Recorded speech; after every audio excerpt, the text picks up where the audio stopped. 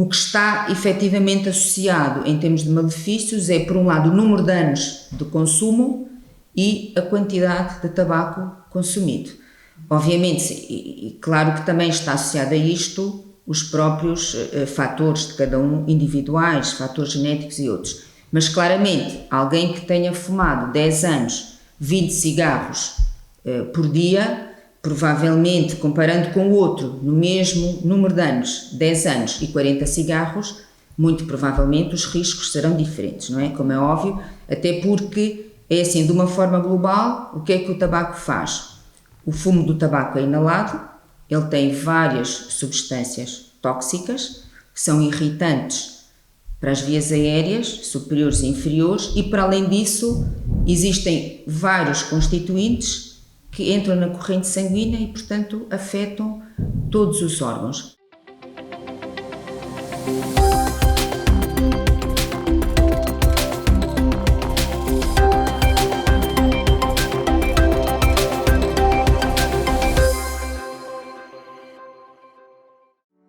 Bem-vindos ao Terceira Dimensão.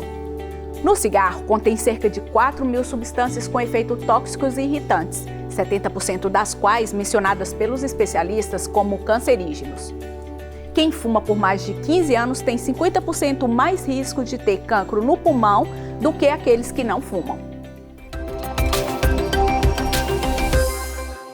De acordo com a Organização Mundial de Saúde, o consumo de tabaco na Europa é responsável por 1.200.000 mortes anuais. E esse número tende a chegar aos 2 milhões.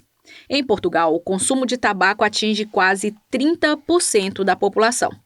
Os dados indicam que os homens fumam mais do que as mulheres.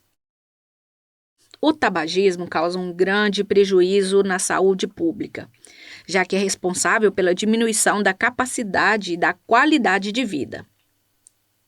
Tem ainda o agravante de ser um fator de risco não apenas para o fumador, mas para todos aqueles que encontram frequentemente expostos ao fumo passivo.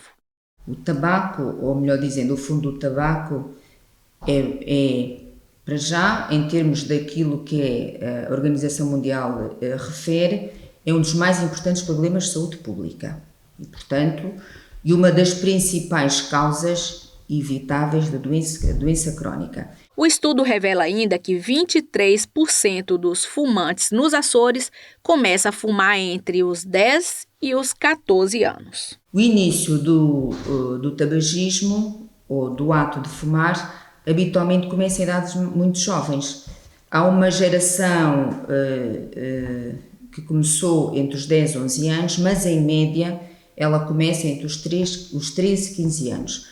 Obviamente, ela está sempre associada, independentemente do início do consumo, sempre a malefícios para a saúde. O mais importante é tentarmos, efetivamente, promover junto das camadas mais jovens, portanto, a percepção dos malefícios do tabaco. Isto muitas vezes não acontece, os jovens não têm uma percepção adequada em relação ao risco de dependência associado ao tabaco, por outro lado, os seus malefícios, e, portanto, é fundamental, junto das camadas mais jovens, promovermos, e nomeadamente em termos do meio escolar, a percepção quais são os malefícios e qual é o risco de iniciar o consumo do tabaco, nomeadamente a dependência e a dificuldade em cessarem o hábito de fumar. Os fumadores têm, em média, menos 10 anos de vida do que os não fumadores, pois as substâncias do fumo, do tabaco,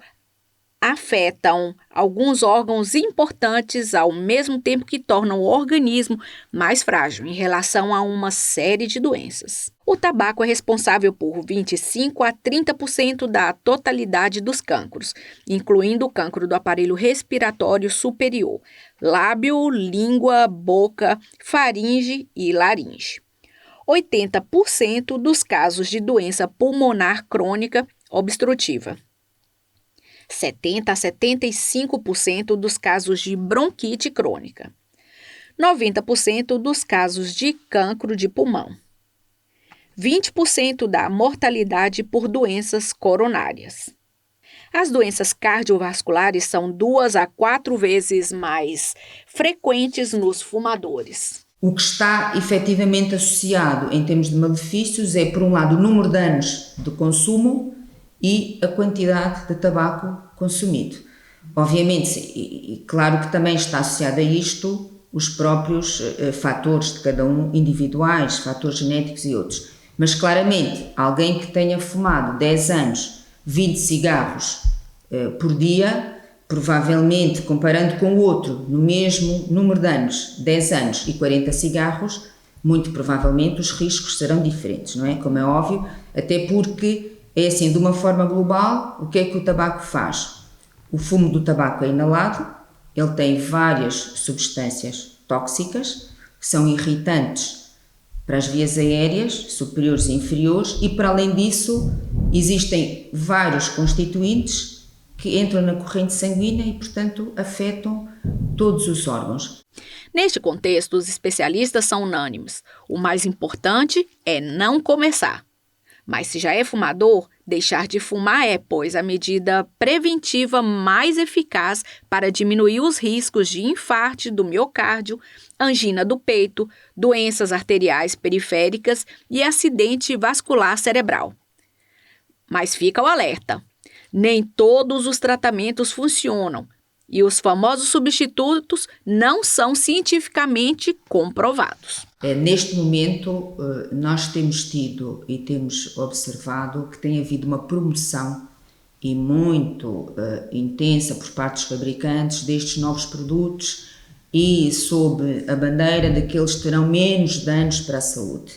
Aquilo que uma série de organizações, nomeadamente as sociedades científicas ligadas à área respiratória, e o que se tem comprovado é o seguinte, nomeadamente os chamados cigarros eletrónicos, algumas têm ou não nicotina, portanto têm substâncias, e os ditos novos produtos do fumo ou tabaco sem fumo ou sem fumaça. Portanto, aquilo que neste momento está comprovado, apesar de não haver ainda evidência científica a longo prazo, é que os constituintes, muitos deles têm nicotina e, portanto, têm os mesmos efeitos e têm também substâncias tóxicas que são lesivas para a saúde. Portanto, as sociedades científicas, e nomeadamente aquelas ligadas à Sociedade Europeia Respiratória e outras sociedades ligadas à área respiratória, portanto, não recomendam. Os benefícios de deixar o tabaco começam a curto prazo e para abandonar esse hábito é importante que procurem ajuda. E dentro disto, obviamente, há pessoas que não precisam de qualquer tipo de intervenção e, portanto, conseguem fazê-los, é uma percentagem muito pequena, e a maior parte dos fumadores precisa efetivamente de ajuda para a cessação tabágica. E neste momento existem alguns tipos de intervenções, há aquelas chamadas intervenção breve e que neste momento estão divulgadas em todos os agrupamentos de centro de saúde, nas unidades hospitalares, portanto consultas específicas de cessação tabágica. Algumas práticas podem ajudar nesse processo de parar de fumar. Evite lugares com fumadores e afaste objetos que lembrem o tabaco. Pratique atividades físicas, pois ajuda a controlar a ansiedade e permite-lhe estar em boa forma. Identifique um dia concreto para deixar de fumar. Comunique a decisão às pessoas mais próximas para se sentir mais apoiado. Durante alguns dias, você pode se sentir ansioso, inquieto e irritado. Pode também sentir dificuldades em dormir e concentrar-se. Lembre-se que os sintomas são passageiros e que já muitas pessoas ultrapassaram. Você também vai conseguir.